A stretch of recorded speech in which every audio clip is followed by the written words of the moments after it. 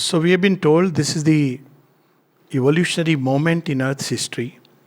And Mother says something unprecedented has happened. And you may not realize it now because she knows they are from the future. As Mother said, Sri Aurobindo does not belong to the past. He is the future advancing towards its own realization. So the future came to us, said, come with me, come with me. Those who could hold his hand or those who let him hold our hand. How can we hold the hand? They are dragged toward the future. Sri Aurobindo is the future advancing towards its own realization. So they have come far from the future to announce the supramental realization as forerunners. If they could complete it only in themselves, the gap between them and us will be too huge. So they have done everything that needs to be done for us to walk the path. But if we start believing, it means life will become very easy. That's the hour always with the divine. Oh, now, wonderful. Ask of those who have gone on the path. Ask Draupadi, you were the Sakhi of Krishna. How was life for you? Must be very cool, living with God. She will say, I don't know about life.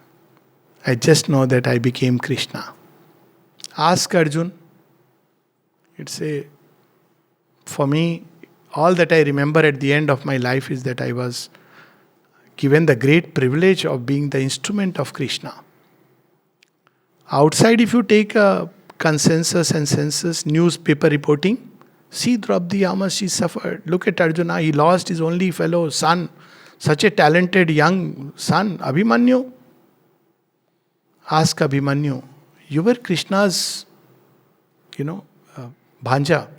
What is it called in English? Nephew. A weird word, no? Nephew doesn't convey really anything.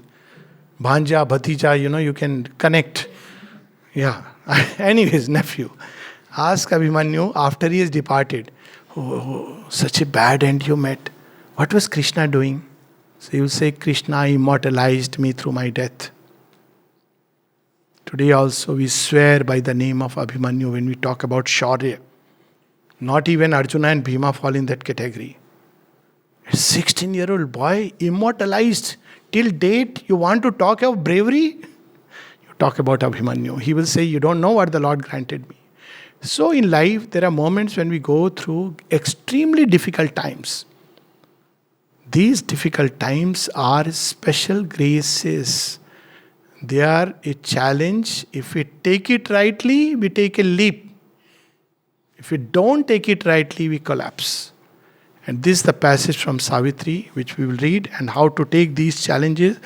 And this is again, we were reading about fate, series on fate. So, the issue, book 1, canto 2, Savitri is woken up. Now she remembers, 1 year has gone by. Today is the day when Satyavan is going to die. She has been a very pious woman. You swear by her name, Sati Savitri. If you think of Sati, though Arundhati, Anusuya, they are all great. But Sati, you think of Savitri. So such a pious woman, such a spiritual woman. And she has to face. That's how the story of Savitri is narrated by Markandeya in the Puranas, in the Mahabharata. That is there anybody who suffered like Draupadi? He says, yes, somebody suffered and conquered. So that's Savitri. So Sri Aurobindo describes a state. And the paradise groves and peacock wings of love. She is thinking of all these moments. To joy clutched under the silent shadow of doom. She is happy with Satyavan, happiest. And yet she knows this day returning, Satyavan must die. In a last turn where heaven raised with hell. If that happens, know that God is very active. He has taken us seriously. And then Sri Aurobindo reminds us, 12 passionate months led in a day of fate. An absolute supernatural darkness falls on man sometimes when he draws near to God. An hour arrives when fail all nature's means. forced out from the protecting ignorance and flung back on his naked primal need, he at length must cast from him his surface soul and be the ungarbed entity within. See, an hour arrives when fail all nature's means. The story of Draupadi. Even the 5 mighty Pandavas couldn't help. The Bhishma, not just his Kayan, the invincible Bhishma couldn't help. The pious Vidura couldn't help. Dhritarashtra, the emperor, was anyways blind. Nobody could help her. Just imagine that state. So what happens? What was the choice finally she had to face? Surface soul. I am being humiliated. I am this happening. I am this. Or you be the ungarbed entity within. The disrobing of Draupadi disrobed her from the defense of nature and awakened her to the inmost highest truth of her own being. What was the highest truth? That she has come with Krishna to fulfill a great work. So during that moment she realized, none else but Krishna. Krishna, Krishna, Krishna, Krishna, Draupadi Pukari.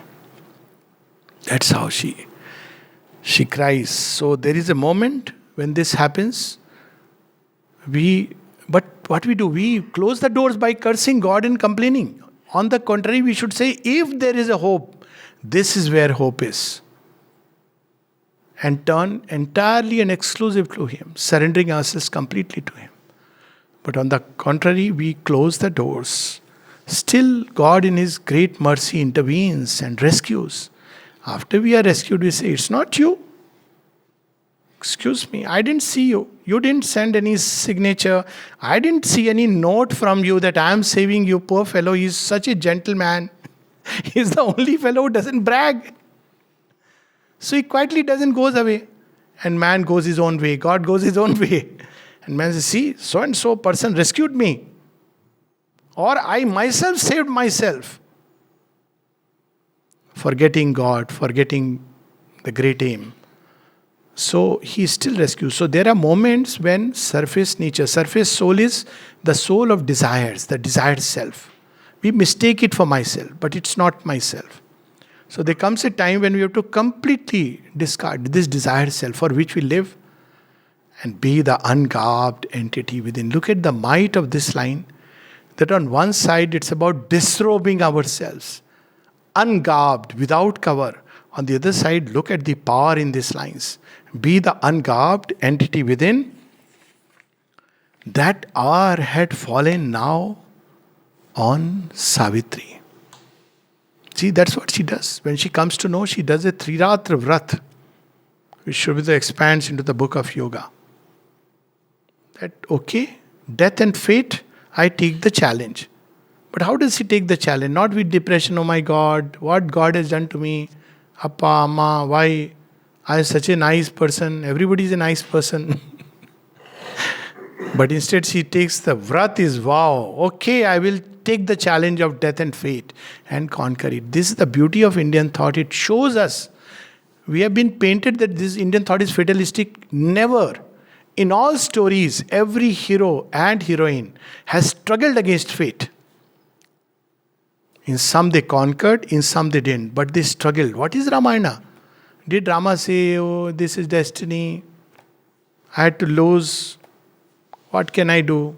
God set plans. Sita is gone. Let me renounce life, become a sage. Lot of sage ashramas are there. I'll join one of them. Rama takes the challenge of death and conquers. Though they are separated, but he takes the challenge. What about Krishna? 2 avatars whose name we swear. Does Krishna say, look Arjuna, actually pactize with your fate? Too bad. Maybe your past karmas. Leave it. Anyways, it doesn't belong to you. It's not about something belonging to you or not. It's about dharma. If Rama doesn't save Sita, he is not fulfilling the dharma inside him to defend the righteous, to fight for what is true and beautiful. If Krishna does not engage in Mahabharata, he is doing a great adharma. He is keeping his hands clean. People would have said, see, Krishna was greater than another monk who renounced the world. But Krishna does nothing. He doesn't confirm renunciation to Arjuna. He says, fight the great battle. Why? Because dharma. If Duryodhana wins, the world will move along a certain line which is full of darkness and evil. If Yudhishthir wins, not that they are all Dudh ka dula bachcha, but at least they are ready to take a sip of that milk. So he says, this must win. Why? Because the world march is important. What people call Krishna, he didn't care at all. That's the sign of a greatness. He didn't care. People will call me names. He said, it's okay. I'll do what I have come to do. This is called fighting against fate. And who said Indian thought is fatalistic? I don't know what these thoughts have been sown into us, this illusion, this Momaya, it's fatalism, and leave this, go into nirvana, into the jungle. None of this is there in Indian thought. A line of Indian thought which has escaped from life, that's okay, extreme kind of asceticism. But that's not the core of Indian teaching. So what she must do? A point she had reached where life must be in vain. We reach that point sometimes. Or, now this comes the choice, the ultimate choice. A point she had reached where life must be in vain, or in her unborn element awake, her will must cancel her body's destiny. Look again, body's destiny. Her will. And how to make this will omnipotent? By uniting it with the divine will. We should reach that point where what we will, God fulfills. Because it's united with the divine. For only the unborn spirit's timeless power. Here comes the secret of mastering fate. It cannot be done by wishful thinking, dreaming, imagining. No, it cannot be done by that. They can lay some little bubbles, may or may not, but how fate can be conquered and you can rebuild yourself. For only the unborn spirit's timeless power can lift the yoke imposed by birth in time. That yoke is the yoke of matter, burdened by the laws of inconscience. Only the unborn spirits. Only the self with a capital S, only the self that builds this figure of self. This figure of self is my name, form, what is it called? Visiting card, which speaks everything about yourself which is not really true. The real truth, it cannot speak. The real truth is in the background. White color card. That's all. See, even a medical doctor, sorry, you have the degrees. Are you a healer? You may be just a greedy man. Does it reveal the truth? No, it doesn't reveal the truth. You may have the degrees, which is correct, but you are using it to satisfy your greed. You are just another pickpocketer, but with a dignified. White coats, black coats, all are same. I'm rendering justice. Advocates are meant to help the judge render justice. They are the ones who do things to sway the judge's opinion in favor of the client. Original purpose was this, that they will tell the things impartially, they will gather the information, they will tell the client what route he should take, so that it's a legal process through which he can get minimum, say, punishment which may come under the law. But they teach their clients how to wriggle out of situations. So the white, black, red coats, they all become same. So coats should go and the ungarbed entity within. Only the self that builds this figure of self can raise the fixed interminable line that joins these changing names, these numberless lives, these new oblivious personalities, and keep still lurking in our conscious acts the trail of old, forgotten thoughts and deeds. The burdensome disown the legacy of our buried selves, past formations which come up and stop us from advancing toward the future. Disown the legacy of our buried selves, the subconscient. Accepted blindly by the body and soul. The burdensome hardship to our vanished forms. Accepted blindly by the body and soul. I was what I was, so I will be what I will be. Instead, we should say, what I was, I was. What I will be is what I believe and will to be. Okay. Namaste.